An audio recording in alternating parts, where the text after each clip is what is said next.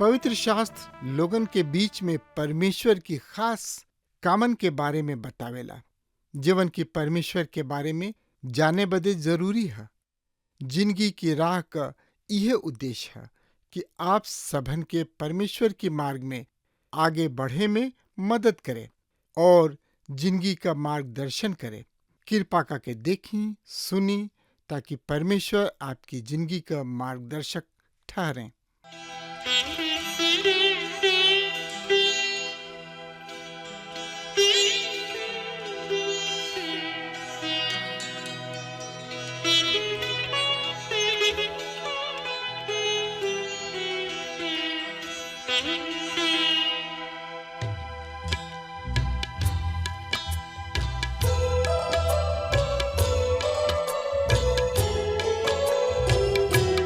एक दिन खड़ा होए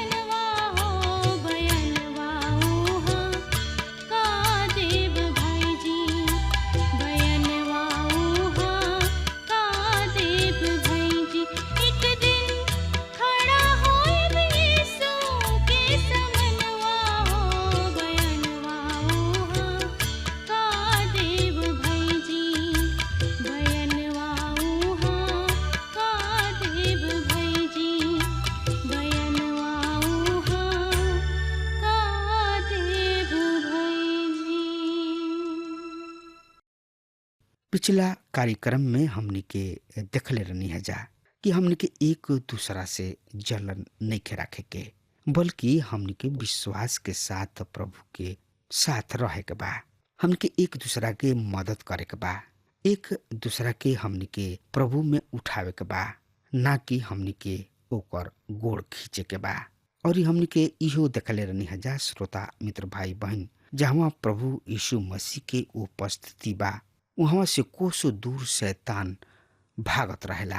जहाँ प्रभु यीशु मसीह के सामर्थ बा, जहाँ प्रभु यीशु मसीह के नाम के लोग बा, जहाँ प्रभु यीशु मसीह के आत्मा बा, आराधना होला, वहाँ शैतान तनकियो टिक ना सकेला।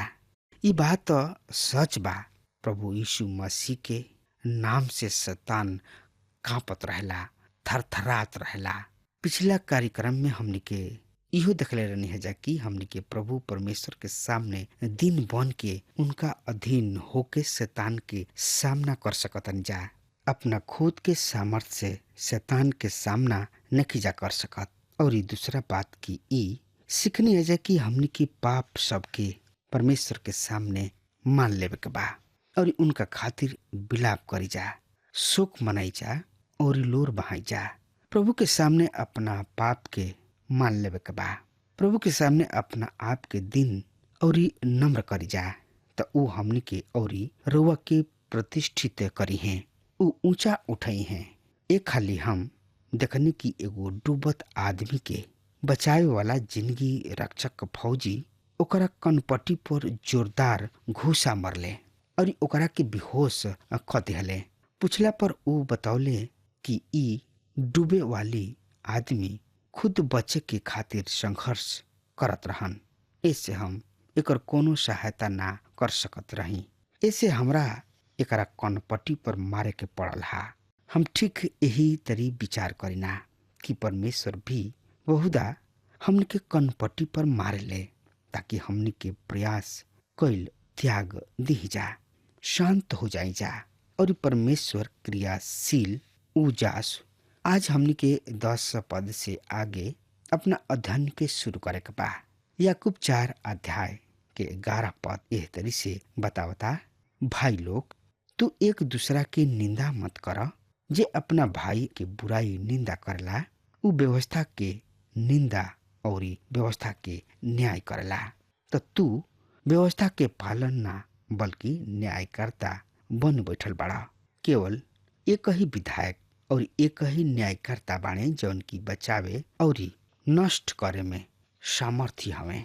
अपना पड़ोसी के न्याय करे वाला तू के हवा।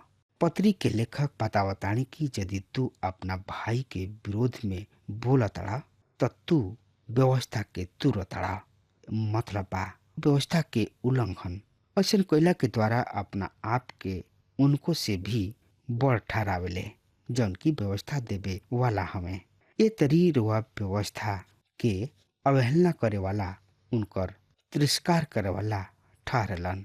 अब हम और रुआ ये ढंग से बातचीत कैल शुरू कर दी न जा।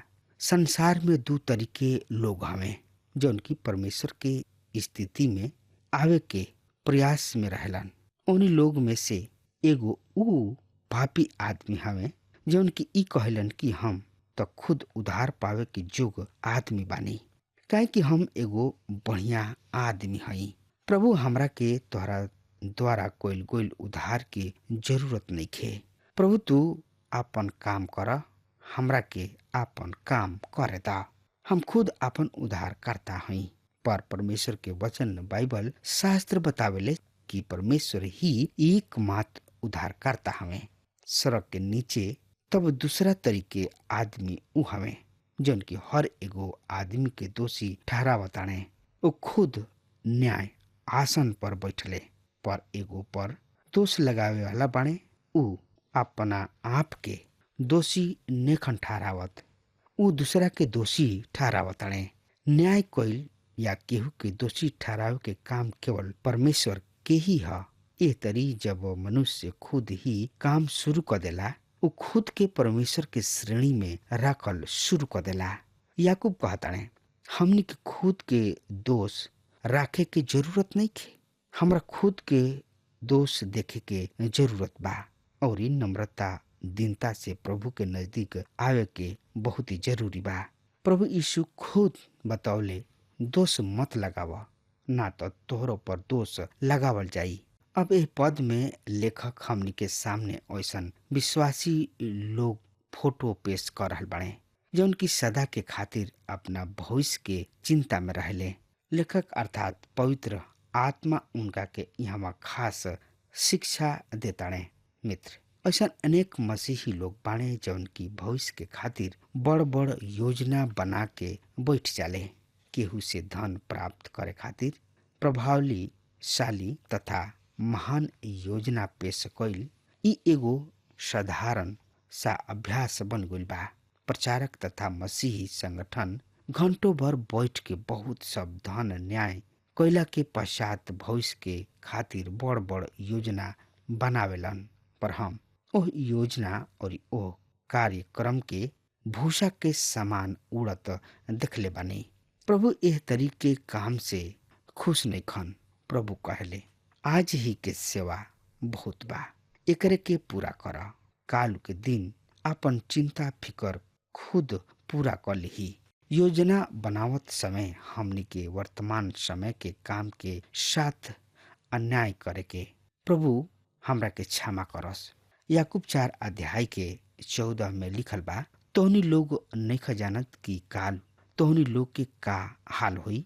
तोहनी लोग की जिंदगी एगो शीत के जैसन बा, ऊ एक क्षण दिखाई देला और लुप्त हो जाला। लेखक बतावताने कि तोहनी लोग नहीं जानत कि कालू का होखे जा रहल बा। तोहनी लोग की जिंदगी का हो, केवल भाप या शीत यानी कि कोहरा जैसन ह, जौन की क्षण भर के दिखाई देला और जल्दी ही खत्म हो जाला। मित्र, हमन की जिंदगी अस्थायी ह। जौन जिंदगी परमेश्वर रहित बा उ एह ब्रह्मांड के सबसे असफल जिंदगी है। परमेश्वर के ब्रह्मांड के हर एगो चीज व प्राणी परमेश्वर के उद्देश्य पूरा कर रहल बा। अनेक लोग चंद्रमा के देख के बियाह करे के प्रेरित होले। कोनो कवि कहले बाड़े, केवल मनुष्य ही बेकार और एकदम घटिया बा। याद राखी, परमेश्वर के बिना जिंदगी उखड़ल और पूर्णतः असफल बा। हमनी के परमेश्वर के उद्देश्य के अपना जिंदगी से पूरा कइल हा। हर एगो चीज परमेश्वर के उद्देश्य से पूरा कर रहल बा। चूंटी एगो साधारण सा जीव जंतु है। सृष्टि के शुरू से आलसी व निकम्मा आदमी के खातिर मेहनत भी अनुशासन के उदाहरण बनल बा। नीति वचन के लेखक राजा सुलेमान कहले, हे आलसी, चूटी सब किने जा लोग। गिद्ध और चील सफाई के काम में लागल बड़े। काहे ना परमेश्वर के संतान भी परमेश्वर के पवित्र उद्देश्य के पूरा करे में लागल रहे। मित्र, भविष्य के बड़ बड़ योजना बनावे के अपेक्षा हमनी के खुद के परमेश्वर के इच्छा के हाथ में सौंप दही न जा और ई कहीं जाकि परमेश्वर हमनी के जिंदगी तोहरे हाथ में बा, रुआ एकरा द्वारा अपन उद्देश्य पूरा करस। याकूब 4 अध्याय के 15 पद एह तरी से बता रहल बा, तोहनी लोगन के ई कहे के चाही, यदि प्रभु के इच्छा होई तो हमनी के जिंदा रहब जा और ई अथवा ऊ काम करिए। मित्र, एगो हमार जिगरी दोस्त परमेश्वर के सेवक बने। हम देखले रहे कि ऊ वर्तमान में जौन काम उनका के सौंपल जात रहे ओकरा के ऊ दूसरा से करवावत रहन और खुद ना करत रहन, पर भविष्य के खातिर ऊ बड़ सुघर व प्रभावशाली योजना बना के अपना बॉस के सामने पेश करत रहन। एकरा द्वारा ऊ प्रशंसा के बात करत रहन, पर हम देखने कि ऊ सदा अशांत व व्याकुल बेचैन रहत रहन। जब हम अपना आप पर नजर रखी न जा तो अपना आप के वर्तमान के सेवा में अपना व्यस्त दिखिना कि भविष्य की योजना बनावे के विचार भी कोई बड़ा ही मुश्किल जान पड़ेला, पर हम प्रभु के सेवा में मग्न रहिना। मित्र, हमने के जिंदगी प्रभु के हा। हमने के उनका सामने नम्र दिन बने के बा और अपना कार्यक्रम में सबके पूरा करे में व्यस्त ना होखी जा, बल्कि ऊ अवसर दी जा कि ऊ हमनी की जिंदगी से आपन पवित्र इच्छा व महान उद्देश्य पूरा कर सकी जा। याकूब 4 अध्याय के 16 पद एह तरी से बता रहल बा, पर तोहनी लोग अपना घृष्टता पर घृष्टता करत रह, ए तरी के घमंड बुरा ह।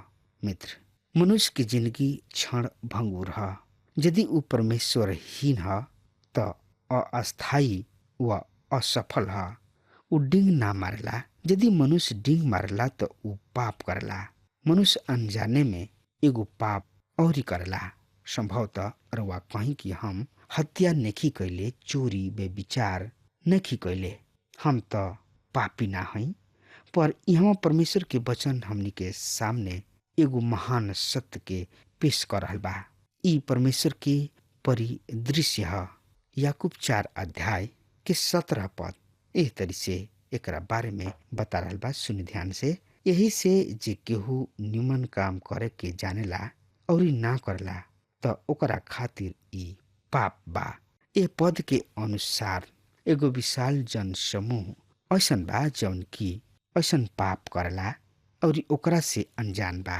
बाइबल पवित्र शास्त्र बतावेले कि यदि कोनो उचित काम या भलाई करे चाहले और ओकरा के ना करले, एह तरी पाप करिना। न्यूट्रल अर्थात निष्क्रिय आदमी पापी ह। पाप कइल और उचित काम ना कइल दोनों बराबर ह। पाप ना कइल और उचित काम या भलाई भी ना कइल रउआ के पापी के श्रेणी में राखेला। रउर का विचार बा? पर परमेश्वर के परिदृश्य समझी तथा भलाई तथा उचित काम करे से पीछे मत हटी। काहे कि उचित काम रुआ करे जानतानी और एकरा के नहीं करत तो रुआ पाप करतानी। पाप के दंड मृत्यु ह। मित्र, हमन के जिंदगी बहुत ही छोट बा। हमन के आपन समय लड़ाई झगड़ा तथा ईर्ष्या या जलन में नष्ट ना करे के चाही। ई बात हमन के जिंदगी के नष्ट क देला। ई हमरा अपना पवित्र उद्देश्य से पथ भ्रष्ट क देला। ऐसे जिंदगी तथा एकरा के उपयोगी बनावे खातिर प्रभु यीशु मसीह के नजदीक आवे की आवश्यकता बा। अपना जिंदगी के फिर उनका चरण में रख के वास्तविक जिंदगी बितावे के शुरू करे के बा। यूहन्ना रचित सुसमाचार 10 अध्याय 10 पद। प्रभु यीशु कहले, हम ऐसे आइल बानी कि वो जिंदगी पावे, वरन बहुतायत के जिंदगी पावे। प्रिय मित्र, उ रउआ के उ जिंदगी देवे चाहले जौन की सही में जिंदगी कहाला। का रउआ सही में वो जिंदगी के जी रहल बानी? ना तो प्रभु किने अपना आप के सौंप दही। अगर वह प्रभु में आपन जिंदगी नहीं बिता रहल, रउआ जिंदगी के पतवार प्रभु नहीं खन तरा और जिंदगी जियल एकदम बेकार बा। अगर हमार बात रुआ तक पहुंच रहल बा तो आज वे यही घड़ी प्रभु यीशु मसीह के ने आई और प्रभु यीशु मसीह से कहीं, प्रभु हमरा जिंदगी के पतवार तू ही बन जा, हमरा जिंदगी के नैया के पार तू ही लगा दो। प्रभु यीशु मसीह महान हवे, उनका से बढ़ के केहू नहीं खे कि हमनी के ओकर स्तुति, ओकर प्रशंसा, ओकर बड़ाई करी जा। सिर्फ प्रभु ही महान प्रभु हमें, जौन की हमनी के दुख सुख मुसीबत में साथ दे सकताने। जब जब भी हमनी के उनका के पुकारब जा, तब तब प्रभु यीशु मसीह हमनी के समस्या के हल कर दी है। अब सवाल उठता जिंदगी जिए के मतलब। तो हमार विचार बा, बिना प्रभु के जिंदगी जियल ठीक बात नहीं खे। प्रभु के साथ रही, प्रभु के साथ संगति करी, प्रभु के साथ उठी बैठी हर एक समय प्रभु के भजन करत आगे बढ़ी, अपना जिंदगी के पतवार बना ली प्रभु यीशु मसीह के। तब हमने के उनका आशीष के प्राप्त कर सकब जा और ये प्रभु हमने के बहुते आशीष दी है। अब हमार समय खत्म हो रहा बा, तो वह हमरा के आज्ञा दी। परमेश्वर वह के बहुते बहुते आशीष देस। आमीन। हमके विश्वास बा कि ई कार्यक्रम आप सब खातिर फायदेमंद सिद्ध भइल होई। अगर आप सबके लगे बाइबल से चाहे आपकी निजी जिंदगी से कोनो सवाल होके चाहे कोनो समस्या खातिर प्रार्थना करावे चाहतनी तो हमारी फोन नंबर पर जरूर संपर्क करें और आज का दिन आप खातिर